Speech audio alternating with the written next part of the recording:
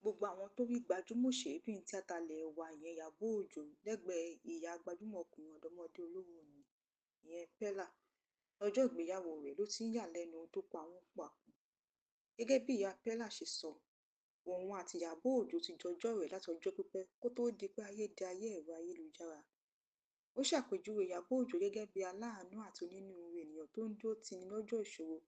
Ó nígbà tójú ń pọ́n igú òun, àwòdì Ìyábọ̀ Òjó ló bọ́run rà ńbẹ̀ tó dúró tì òun lọ́jọ́ ìṣòro.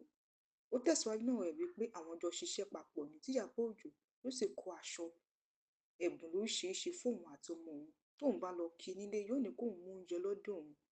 Tó sì sọ pé òun ti fìgbà kan gbé lọ́dọ̀ Ìyábọ̀ Òjó rí tóun sì ti bá tọ́jú àwọn ọmọ rẹ̀. Ó ní ọ̀rẹ́ àwọn dá lórí ìfẹ́ òtítọ́, ìfọkàntán àti àtìlẹ́yìn.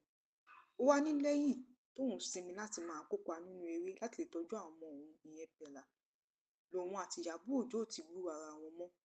Lẹ́yìn ọdún púpọ̀ làwọn tún pàdé tí Ìyábọ̀ Òjó sì tẹ́wọ́ gbà wọ́n tó sì gba òun nímọ̀ràn wípé kí òun padà síṣẹ́ tíátà, kóun padà lọ sóko eré. Èyí ló mú kóun yẹ́ Ìyábọ̀ Òjó sí lọ́jọ́ ìgbéyàwó ọmọ òun láti jókòó ti òun nítorí pé ó ṣàtìlẹ́yìn fún òun nígbà tí kò sẹ́ni kankan.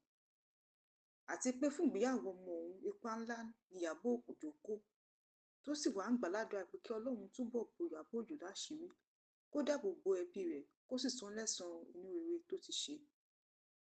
Èyí tó fi hàn pé ire ló pé ibi ò pé.